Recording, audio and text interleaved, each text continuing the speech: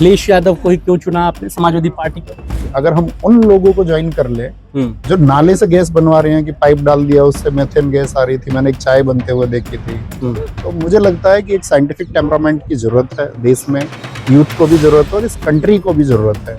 और वो एक विजन और वो एक साइंटिफिक टेम्परामेंट मुझे मेरे नेता अखिलेश यादव जी में दिखाई देते हैं। जो अपोजिशन में पार्टी है उसके साथ जाकर खड़े होना एक बहुत संघर्षपूर्ण रास्ता हो जाता है। आपके लिए रास्ते आसान हो सकते थे, जो बात आपने कही छात्रों की, आप शायद डिप्टी सीएम से मिल लेते या जैसे दूसरे लोग अपनी बातों को हल करते हैं, आप चाहते आपकी बातें हल हो जाती हैं। आप सही कह रहे हैं, मैं डिप्टी सीएम से मिल सकता हूँ, लेकिन मैं आपको ये बात भी बताऊं कि क्या ये प्रयास नहीं किए गए होंगे?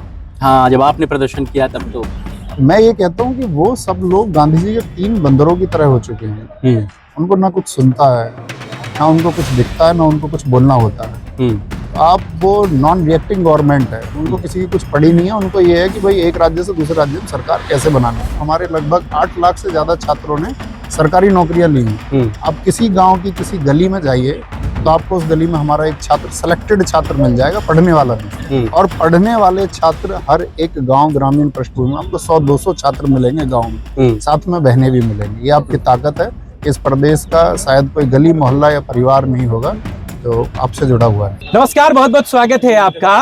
सोशल मीडिया की सेंसेशन, बच्चों के लिए मोटिवेशन, नवीन सर आज समाजवादी पार्टी में औपचारिक रूप से ज्वाइन कर चुके हैं। नवीन जी, बहुत बहुत स्वागत है आपका। क्यों नेता बनने की चाहत जागी? अच्छे खासे टीचर आप हैं, बहुत हजारों लोग आपको फॉलो करते हैं, देखते हैं, समझते हैं, आपसे सीखते हैं। क्यों नेता बनने की चाहत हुई? दरअसल में नेता बनने की कोई चाहत नहीं है, और या यूं कहें तो अभी हमारे छात्र जो अभी करोड़ों में आप जानते हो, तो एक नेतृत्व तो हमने किया ही है, लेकिन उस नेतृत्व को करते हुए जब हम उसको पढ़ा रहे थे तो हमने कई बार देखा कि हमारा छात्र बेबस है। पेपर लीक हो जाता है, वो अपना एक ज्ञापन देता है डीएम को, अपने जनप्रतिनिधि को एक ज्ञापन देता है। जनप्रतिनिधि और डीएम उस ज्ञापन को ऐसे रख लेते हैं कि जैसे उनको उन बच्चों का दर्द दिखाई नहीं देता, उन युवाओं का दर्द दिखाई नहीं देता। लंबे समय से आप देख ही रहे हैं कि प्रदेश में जो भर्तियां आनी थी वो आई नहीं है।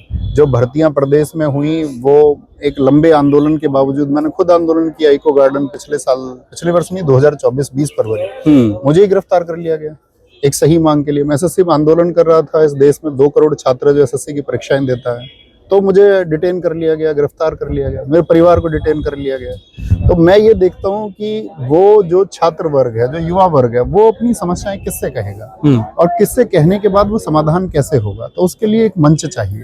तो मैं ये चाहता हूँ कि मैं उन युवाओं की, उन छात्रों की एक आवाज बनूं और उनके लिए कोई समाधान, कल उनकी जो समस्याएं हों तो उनको कम से कम मैं रिप्रेजेंट कर पाऊँ अच्छे से।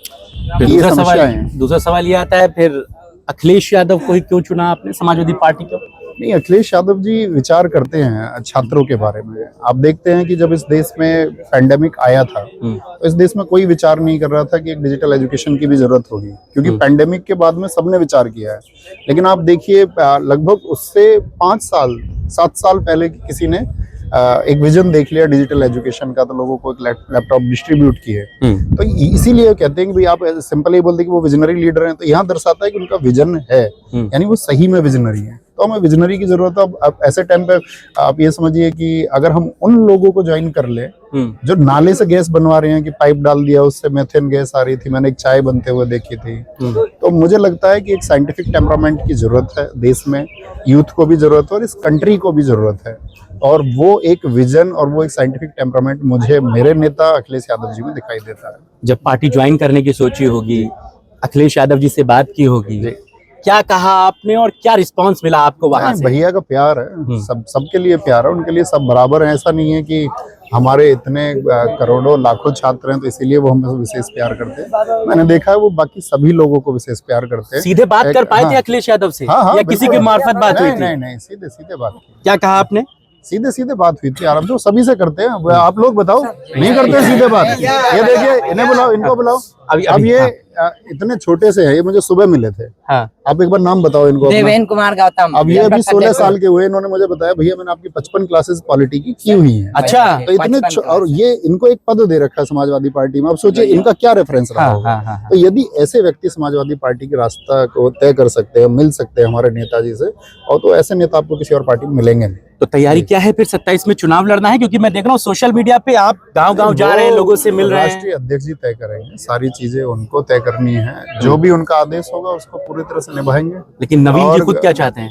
हम चाहते हैं कि समाजवादी पार्टी की सरकार है। चुनाव लड़ना चाहते हैं, नहीं चाहते हैं? हाँ, चुनाव बिल्कुल लड़ेंगे अगर उनका आदेश होगा उनका, तो उनके आदेश के बावजूद होगा सब कुछ। अगर वो बोलेंगे कि चुनाव लड़ना है, लड़ाना है, किसी की मदद करनी है, किसी सीट पर किसी को जिताना है, वो सब हम करेंगे। हालांकि आपको लगता नहीं आपने विरोध, मतलब जो अपोजिशन में पार्टी है उसके साथ जाकर खड़े होना एक बहुत संघर्षपूर्ण रास्ता हो जाता है। आपके लिए रास्ते आसान हो सकते थे। जो बात आपने कही छात्रों की, आप शायद डिप्टी सीएम से मिल लेते, या जैसे दूसरे लोग अपनी बातों को हल करते हैं, आप चाहते आपकी बातें हल हो जाती हैं, आपके लिए रास्ते सुगम हो सकते थे वहां पर। फिर आपने इस आंधी तूफान में जाकर के दरअसल में ऐसा होता है कि मैं एक किसान परिवार में पैदा हुआ। मेरे पिताजी किसान हैं, हम 5 भाई बहन हैं, और मेरी खुद की इंजीनियरिंग जो है एजुकेशन लोन से हुई। बहुत मेधावी छात्र में रहा हूँ अपनी क्लासेस में, 10, 12 टॉपर में रहा हूँ। तो हमने एक चीज देखी है कि जहाँ आप संघर्ष करते हो, संघर्ष के बाद में जो रास्ता और मंजिल पर आप पहुंचते हैं वो सबसे बेहतर होता है। क्योंकि आप सही कह रहे हैं कि मैं डिप्टी सीएम से मिल सकता हूं, लेकिन मैं आपको ये बात भी बताऊं कि क्या ये प्रयास नहीं किए गए होंगे? हाँ, जब आपने प्रदर्शन किया तब तो मैं ये कहता हूं कि वो सब लोग गांधी जी के 3 बंदरों की तरह हो चुके हैं। उनको ना कुछ सुनता है, ना उनको कुछ दिखता है, ना उनको कुछ बोलना होता है। तो आप वो नॉन रिएक्टिंग गवर्नमेंट है, उनको किसी की कुछ पड़ी नहीं है। उनको ये है कि भाई एक राज्य से दूसरे राज्य में सरकार कैसे बनानी है। तो सारी मशीनरी उस बात पे लगी हुई है, जनमानस का कोई फिक्र नहीं है। और बहुत जल्दी जनमानस इस बात को देखेगा भी कि भाई उन्हें सही मायने में कोई फिक्र नहीं है। अवध ओझा जी के बाद आप दूसरे, लास्ट सवाल है, अवध ओझा के बाद आप दूसरे मोटिवेशनल स्पीकर हैं, टीचर हैं, जो पॉलिटिकली सराउंड होने जा रहे हैं।